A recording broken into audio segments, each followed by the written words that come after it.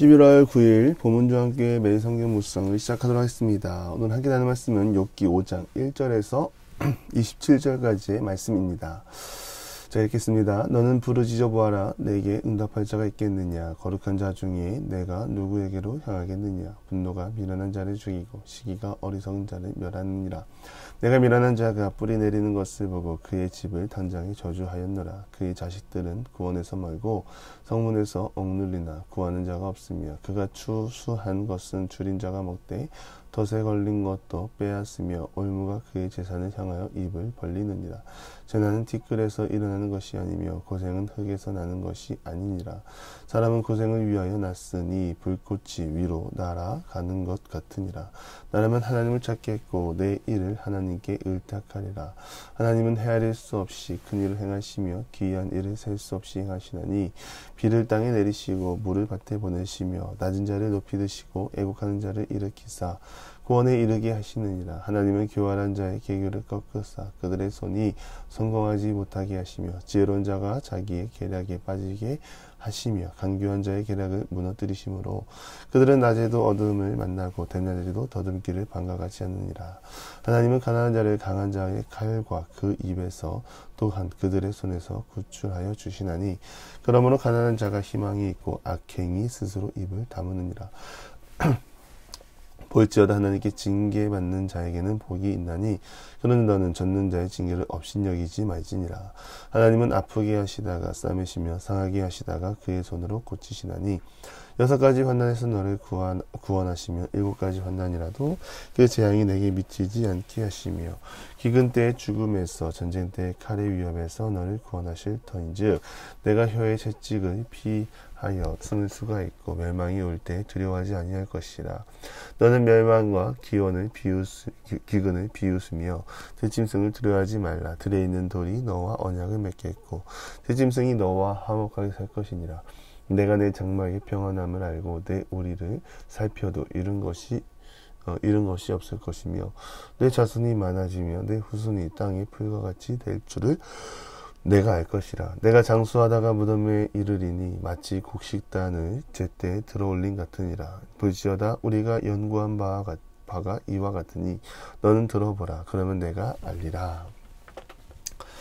욥의 심정은 그 누구보다도 답답하고 그 어떤 표현으로 지금 상황을 설명할 길이 없습니다. 욥만큼 하나님 앞에서 최선을 다하고 성결함을 지킨 사람이 없었을 것이기 때문입니다.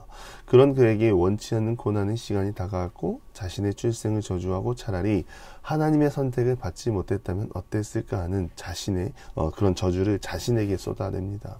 사람의 고통은 그 누구도 헤아릴 수 없습니다. 고통과 마주하는 깊이와 감정들이 개인마다 다르고 환경이 다르기 때문입니다.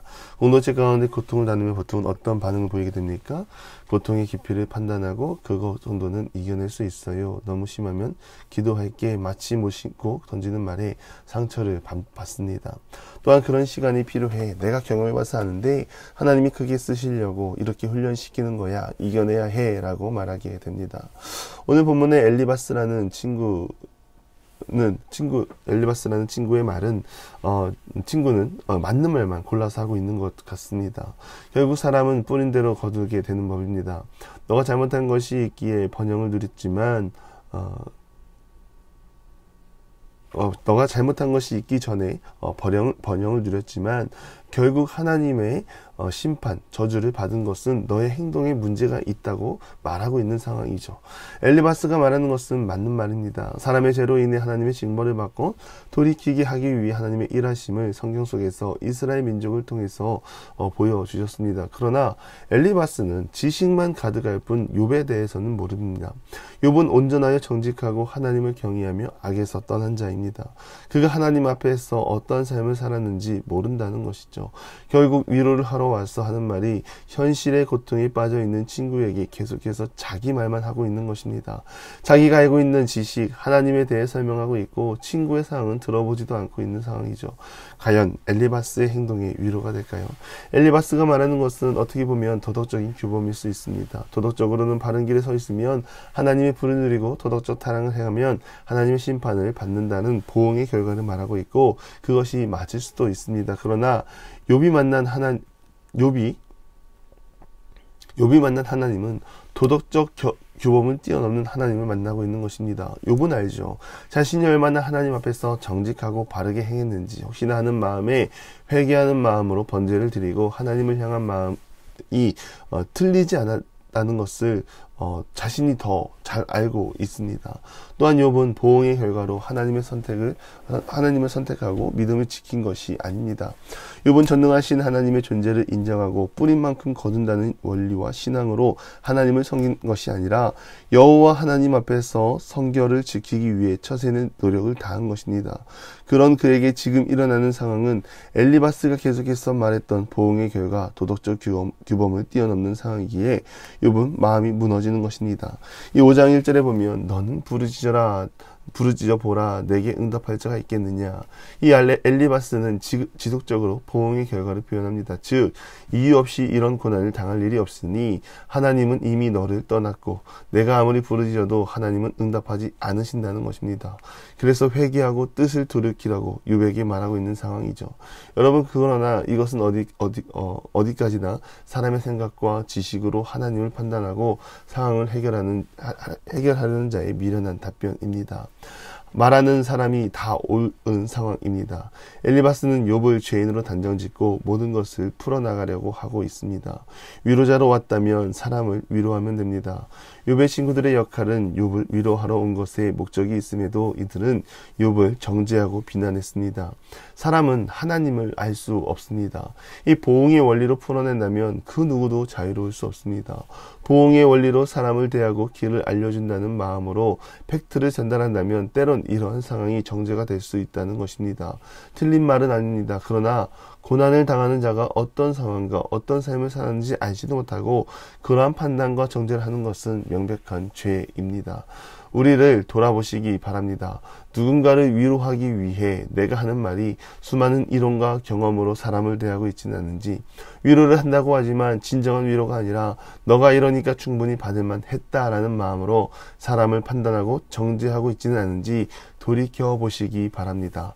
상대방을 죄인으로 단정짓고 정죄하는 것은 명백한 범죄입니다. 우리는 정죄하기 위해 부름받은 사람이 아니라 사람을 살리고 생명을 전하기 위해 하나님의 은혜와 사랑으로 부름을 받았습니다. 그래서 우리의 말이 누군가를 판단하고 지적하는 것이 아니라 내가 옳다고 생각하는 지식을 갖고 있다 하더라도 무엇보다 먼저 하나님의 마음으로 사람을 위로하고 그 사람을 위해 기도할 수 있는 우리 모두가 되기를 간절히 바랍니다. 이 8절 이하는 엘리바스의 말이 맞는 말입니다. 우리는 하나님을 찾아야 합니다. 하나님께로 돌아가야 합니다. 하나님이 우리의 모든 상황을 지켜주시고 인도하십니다. 하나님은 은혜를 헤아릴 수 없이 우리 삶 가운데 큰일을 행하시고 기이한 일을 셀 수 없이 행하시며 비를 땅에 내리시고 물을 밭에 보내시며 낮은 자를 높이시고 액황자를 일으키시고 구원을 누리게 하십니다. 또한 하나님은 악인들의 형통을 즐겨하지 않습니다. 결국 악인은 지금의 삶이 평안할지라도 하나님은 다 보고 계시며 최후의 날 심판할 것입니다. 엘리바스의 잘못은 하나님의 징계를 종말론적으로 푸는 것이 아니라 현세의 결과로 푼다는 것에 문제가 있습니다. 그러한 생각이 어디에서 나온 것입니까? 27절이 첫 번째 변론의 마지막 구절인데요. 우리가 연구한 바가 이와 같으니 너는 들어보라. 그러면 내가 알리라 라고 말을 합니다. 이 말은 자신의 경험적 지식과 체험으로 사람을 대하고 하나님을 이해하고 있다는 말이 됩니다. 어떠한 원인이 있고 그렇기에 결과가 이러한 상황이다. 너가 뿌린 것이 죄악의 열매를 받았다라고 말하는 상황이죠. 이 부분에서 또한 사람의 연약함이 나옵니다. 사람은 항상 원인을 찾으려고 합니다. 요한복음에서 이 소경을 보며 제자들이 말합니다. 이 사람은 누구의 잘못 때문에 소경이 되었습니까? 이 예수님께 질문했을 때 그의 자신, 그의 부모를 말하는 것이 아니라 이것을 통하여 하나님이 하시고자 하는 일을 나타내기 위함이다 라는 말을, 이런 답변을 듣죠. 우리는 경험적 지식으로 하나님을 믿는 자들이 아닙니다. 오늘 우리를 부르신 하나님, 하나님의 손길과 사랑, 보내심을 받고 하나님과 함께 동행하며 하나님을 배우는 자들입니다. 단정짓지 않기를 바랍니다. 내가 아는 조금의 지식으로 누군가를 판단하고 정죄하지 않기를 바랍니다. 특히나 사람을 대할 때 우리는 하나님의 위로자가 되어주어 내 경험적 지식으로 정죄하지 않고 판단하지 않는 모든 성도님들이 되기를 간절히 바랍니다. 욥은 현재 가족을 잃고 재산도 잃고 자신의 몸이 망가진 상황입니다. 그 상황 속에서 사람이 할 수 있는 가장 큰 위로는 함께 기도하는 것입니다.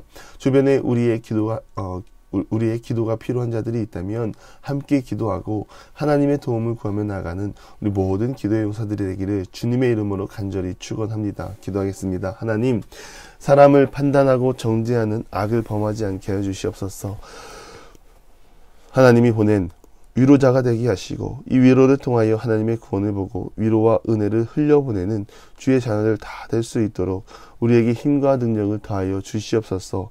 예수님의 이름으로 기도드리며 이제는 우리 구주 예수 그리스도의 은혜와 하나님의 극진하신 사랑하심과 성령의 감화 감동 교통하심이 사람을 판단하고 정죄하는 것이 아니라 늘 주님의 지혜를 의지하고 참된 위로자로 살아가기를 소망하는 사랑하는 보문주와 함께 모든 기도의 용사 위에 이제로부터 영원토록 함께 하시기를 간절히 축원하옵나이다. 아멘.